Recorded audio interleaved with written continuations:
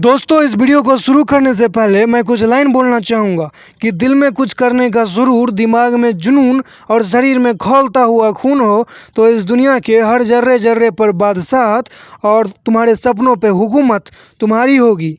और अगर तुम इस बात का बहाना बना रहे हो कि मैं गरीब हूँ, मैं विकलांग हूँ, मेरे पास पैसे नहीं है, मेरे पास मोबाइल नहीं है, तो सुनो बहानेबाजों, एक नेत्रहीन लड़के ने एक ऐसा कीर्तिमान स्थापित किया है कि जो तुम जैसे बहानेबाज शायद आने वाले 100 जन्मों में भी न पूरा कर पाएं। इसीलिए कहता हूँ कि उठो, जागो और अपने कामयाबी के लिए भागो, क्योंकि इस दुनिया के कंपटीशन में अब विकलांग लोग भी आगे बढ़ चुके हैं। और अगर अब तुम बहाने बनाओगे तो जैसे तुम कुछ नहीं समझते हो, उनके आगे तुम कुछ नहीं बनकर रह जाओगे। नमस्कार दोस्तों, मेरा नाम है सम्राट और आप देख रहे हैं फैक्टिव यूनिवर्स। इस वीडियो को शुरू करने से पहले ही मैं आपसे माफ़ी मांगता हूं, क्योंकि इस वीडियो में मैं कुछ कड़े शब्दों का प्रयोग करने जा रहा हूं जो शायद आपको बुरा लग जाए। मैं आपको इस वीडियो में एक ऐसे शख्स के बारे में बताने जा रहा हूं जिसने नेत्रहीन होने के बावजूद भी 150 करोड़ की कंपनी खड़ी कर दी। और अगर आपको इस कहानी को सुनने के बावजूद भी आपके अंदर एक जुनून का ज्वालामुखी न फटे तो समझ लेना कि तुम एक मुर्दा हो। उस शख्स का नाम है श्रीकांत बोला, जिसके नेत्रहीन पैदा होने पर उसके रिश्तेदारों और पड़ोसियों ने उसके माता पिता को सलाह दी कि इस बच्चे को मार दो, यह बच्चा एक बोझ से ज़्यादा कुछ नहीं। लेकिन भला हो उस माता पिता का जिसने श्रीकांत बोला को पाला और पढ़ाया लिखाया, जो आज 150 करोड़ के कंपनी का मालिक है। श्रीकांत बोला का जन्म आंध्र प्रदेश के मछलीपट्टनम शहर के सीतारामापुरम में 7 जुलाई 1992 को दामोदर राव और वेंकटम्मा के यहाँ हुआ, जिनके परिवार का मासिक वेतन यानी मंथली सैलरी 1500 रुपया था, जिसके कारण श्रीकांत का बचपन बहुत कठिनाइयों भरा रहा।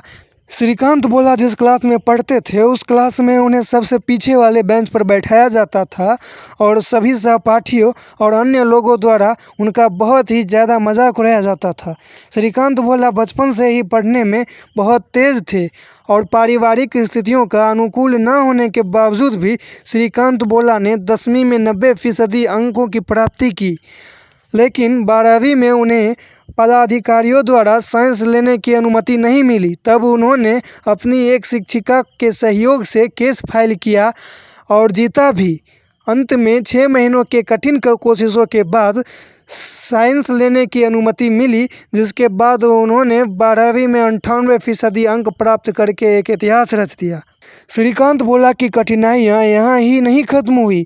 लाख कोशिशों के बाद श्रीकांत को IIT क्रैक करने के लिए कोई कोचिंग नहीं मिली, जिसके कारण उन्होंने अमेरिका के कुछ यूनिवर्सिटीज़ में ऑनलाइन अप्लाई किया और 4 यूनिवर्सिटी के द्वारा बुलाए जाने पर उन्होंने मैसाचुसेट्स यूनिवर्सिटी ऑफ टेक्नोलॉजी यानी MIT को चुना, जो दुनिया में टॉप 3 अच्छे यूनिवर्सिटी में गिना जाता है। श्रीकांत उस यूनिवर्सिटी में पढ़ने वाले पहले भारतीय नेत्रहीन बने। अमेरिका के मैसाचुसेट्स इंस्टीट्यूट ऑफ टेक्नोलॉजी से अपनी शिक्षा पूरी करने के बाद श्रीकांत ने 2012 में अपनी एक कंपनी खोली जिसका नाम बोलांट इंडस्ट्री रखा। यह कंपनी लोगों के खाने पीने के सामान का पैकिंग के लिए बनाई गई है, जो इको फ्रेंडली डिस्पोजेबल प्रोडक्ट बनाती है और यह कंपनी सैकड़ों दिव्यांग लोगों को रोजगार भी देती है।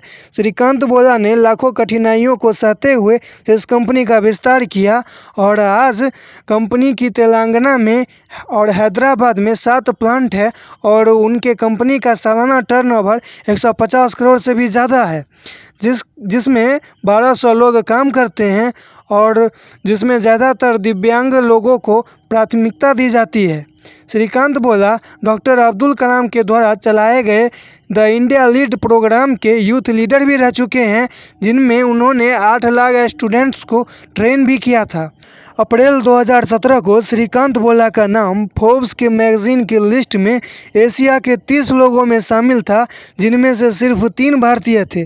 श्रीकांत बोला विवेकानंद और APJ अब्दुल कलाम से बहुत ज़्यादा प्रेरित हैं और उनको ही अपना प्रेरणा मानते हैं। और इस वीडियो का अंत में इन पंक्तियों से करना चाहूँगा कि अगर तुम किसी अच्छे काम का शुरुआत करना चाहते हो तो उसके लिए अच्छा समय कल नहीं आज होता है, क्योंकि जंगल में सबसे बड़ा जानवर होता है हाथी, लेकिन उस जंगल पे शेरों का ही राज होता है, क्योंकि शेरों का कल नहीं आज करने वाला अंदाज होता है। अगर आप पढ़ाई कर रहे हैं या अपने सपनों को पूरा करना चाहते हैं तो आज में जियो, क्योंकि कल किसी का नहीं होता है। अगर आपको यह वीडियो अच्छा लगे तो कमेंट में ज़रूर बताना और ऐसे और वीडियोस देखने के लिए शेयर, सब्सक्राइब और लाइक करना ना भूलें।